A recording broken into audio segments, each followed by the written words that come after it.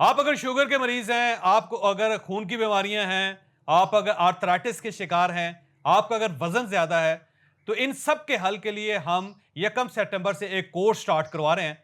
आपकी स्क्रीन पर नंबर आ रहा है, आप इस नंबर पर राब्ता करके हमारे इस कोर्स का हिस्सा बन सकते हैं। हम इंशाल्लाह ताला 27 अगस्त को इस्लामाबाद के अंदर मनी मैनेजमेंट का फुल डे सेशन कर रहे हैं।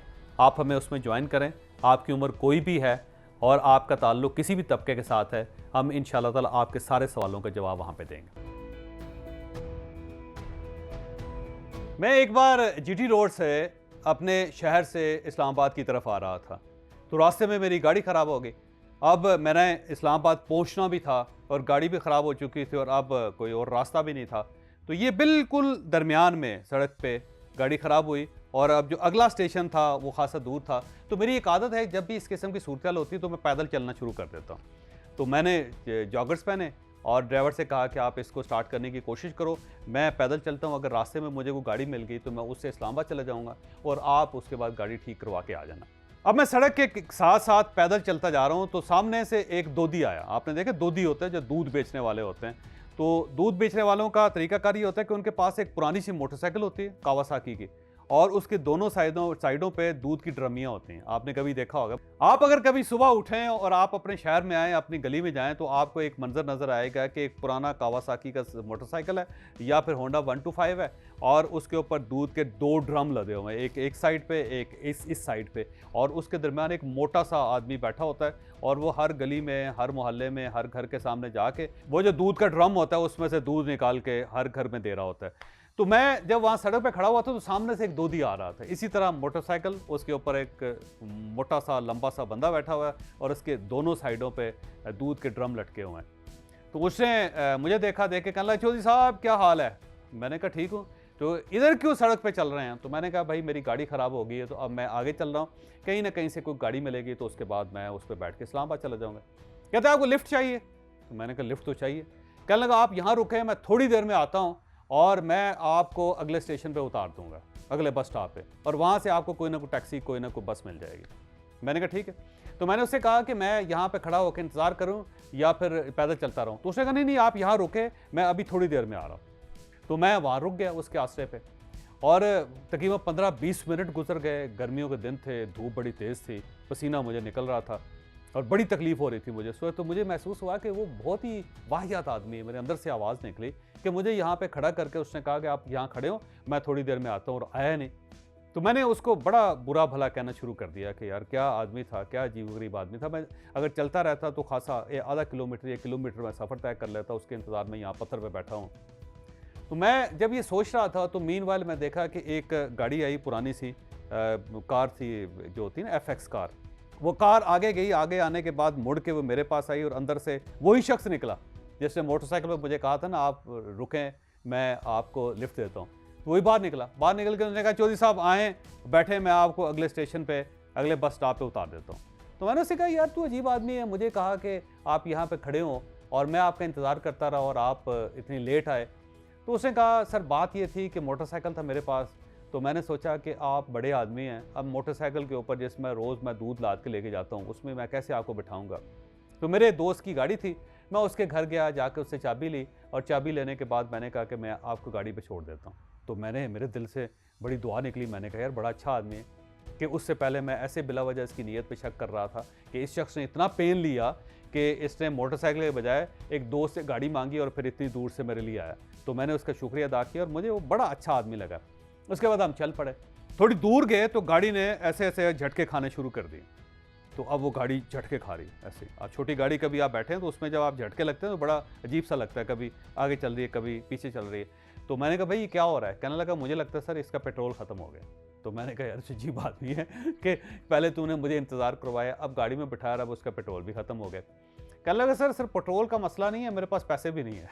तो मैं बड़ा हैरान, मेरा दिल किया जूता उतार लो।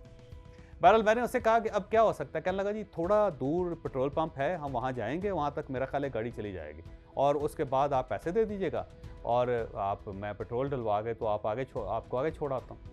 तो मैंने दिल में बड़ा बुरा भला उसे कहा। मैंने कहा कितना वाहियात आदमी है देखो, और लालची भी है कि मेरी मदद करते करते इसने अपनी पेट्रोल के पैसे वसूल कर लिए मुझसे। बहरहाल हम पेट्रोल पंप पे गए और वहाँ जाके पहुँचे तो पेट्रोल डालने वाले लड़के ने पूछा कि जी कितना पेट्रोल डालूं? तो उसने कहा टैंकी फुल कर दो। तो मुझे मज़ीद बड़ा गुस्सा आया कि यार देखो लिफ्ट देने के चक्कर में ऐसे अपनी टैंकी फुल करवा ले। अब टैंकी फुल हो गई और 3,500 रुपये मेरा लग गया उसमें। अब उसके बाद उसने आगे चलना शुरू कर दिया और उसके साथ वो साथ साथ गप भी लगा रहा था। मैं बड़ा तंग हुआ उससे। मैंने कहा यार कितना वाहियात आदमी है, देखो ऐसे मेरी मदद करते करते करते करते करते अपना उल्लू सीधा कर लिया। बहरहाल मैं उसको बुरा भला कहता चला गया। तो आगे एक जगह पे ना एक दुकान थी थोड़ी सी, वहाँ पर रुका। कहने लगा जी 1 मिनट रुके, मैं अभी आता हूँ। तो मुझे वो गाड़ी में बिठा के, अब ना गाड़ी के अंदर एसी है, छोटी सी गाड़ी है और वो भी बड़ी पुरानी है और उसके अंदर पेट्रोल भी मैंने डलवाया है, ऊपर ठीक ठाक किस्म की गर्मी है, उसके अंदर मैं बैठा हुआ और मैं अब उसको गालियाँ दे रहा हूँ कि मैं जितनी जल्दी पहुँचना चाहता था इस शख्स से उतना ही मुझे लेट भी करवा दिया और साथ ही इसने मेरे पैसे भी ठग लिए। तो मैं वहाँ बैठा हुआ तो थोड़ी देर में देखा कि वो दौड़ता हुआ आया और उसके मुट्ठी में कुछ चीज़ थी। उसने कहा जी हाथ आगे करें, हाथ आगे करें। मैंने कहा पता नहीं सांप रखने लगा मेरे हाथ में। तो मैंने उसे हाथ आगे किया तो उसके अंदर कोई नोट थे, तो उसने ऐसे पकड़ा के मुझे कहा जी पकड़े 3,500 रुपये अपना ले वापस। मैंने कहा क्या मतलब? उसने कहा जी उस वक्त मेरे पास पैसे नहीं थे, यहाँ पे मेरा एक दोस्त रहता तो मैंने कहा कि यहाँ से पैसे लेके तो आपको मैं पैसे दे दूँ। तो मुझे अचानक वो बंदा फिर अच्छा लगने लगा कि यार कितना नेक आदमी है कि इसने अपना काम छोड़ा, मोटरसाइकिल के बजाय किसी से एक गाड़ी मांगी और गाड़ी छोटी सही लेकिन लेके आया। उसके बाद पेट्रोल मुझसे डलवाया, लेकिन इसका कॉन्शियस था क्योंकि इसके पास वाकई पैसे नहीं थे और इतना कॉन्शियस था कि एक दोस्त के पास गया और वहाँ से पैसे ला के इसने मुझे दे दिए, वापस कर दिए। तो मैं बहुत ही उस पर हैरान हुआ। उसके बाद वो बस स्टॉप पे पहुंचा। बस स्टॉप पे पहुंचने के बाद वो बड़ी देर तक मेरे पास खड़ा रहा और उसके बाद उसने वहाँ से टैक्सी का बंदोबस्त करके मुझे इस्लामाबाद भेजा। अब सवाल ये है कि हम इस वाक़े से क्या अख़ज़ कर सकते हैं? इस वाक़े से हम ये अख़ज़ कर सकते हैं कि इंसान की राय इंतहाई कमज़ोर होती है। हम जब भी राय बनाते हैं तो ज़मीनी हक़ाइक़ को देख कर बनाते हैं। हम ना उसकी बैकग्राउंड में जाते हैं, ना हम उसे थोड़ा सा फॉरवर्ड करके देखते हैं। हम हमेशा जो सामने के हालात होते हैं उसको देखते हैं और उसके बाद फौरी तौर पे अपनी राय, अपना ओपिनियन बना लेते हैं। मसलन जब उसने वहाँ सड़क पे मुझे खड़ा किया और मोटरसाइकिल पे चला गया और मुझे 15 मिनट इंतज़ार करना पड़ा, तो मेरे दिमाग में उसके बारे में क्या आया? मेरे दिमाग में यह आया कि इंतहाई वादा खिलाफ और गैर जिम्मेदार शख्स है कि उसने राह चलते हुए एक आदमी को सड़क पे खड़ा करके तो घर जाके सो गया। तो ये मेरी उसके बारे में राय थी। और जब वो गाड़ी लेकर आया और उसने बताया कि उसके पास गाड़ी नहीं थी, तो उसने अपने एक दोस्त से गाड़ी ली ताकि मैं इज़्ज़त के साथ वो मुझे आगे छोड़ सके। तो फिर मैंने महसूस किया कि ये बहुत हमदर्द आदमी है, इतना हमदर्द आदमी है कि दूसरों के बारे में बहुत अच्छा सोचता है। और जब आगे जाके उसकी जेब में से पैसे नहीं निकले पेट्रोल के और गाड़ी के अंदर पेट्रोल ख़त्म हो गया, तो मुझे लगा कि इंतहाई लालची आदमी, इसने मुझे ठग लिया। और जब उसने पैसे वापस किए तो मैंने कहा कि ये इंतहा दर्जे का नेक आदमी है कि इसने सोचा, बल्कि इसने उसी वक्त ठान लिया था कि ये मेरे पैसे वापस करेगा। और जब मैं बस या टैक्सी के लिए वहाँ खड़ा रहा और जितनी देर वो मेरे साथ उस वक्त खड़ा रहा, तो मुझे इंतहाई हमदर्द इंसान महसूस हुआ। तो मैं जब भी उस आधे घंटे के उस सफ़र को कैलकुलेट करता तो मुझे महसूस होता है कि हर 15 मिनट बाद मेरी राय बदल जाती थी। आप इस वाक़े को ज़हन में रखें और जब भी राय बनाने लगें तो आप इस वाक़े को याद कर लें कि हो सकता है कि जिस मूवमेंट में आप जिंदा हों और जो आप राय किसी शख्स के बारे में बना रहे हैं, हो सकता है 15 मिनट बाद वो राय आपकी बदल जाए।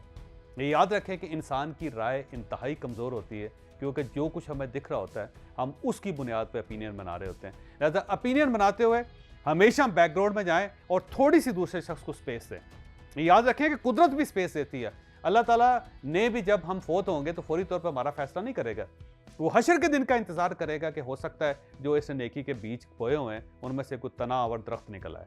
तो जब कुदरत आपको इतना मौका देती है तो आप दूसरे लोगों को मौका क्यों नहीं देते? लिहाजा दूसरे लोगों को मौका देते रहा करें, फौरी तौर पे फैसला न किया करें कि ये आदमी बेईमान है, ये आदमी नेक है, ये आदमी अच्छा है, ये आदमी बुरा है।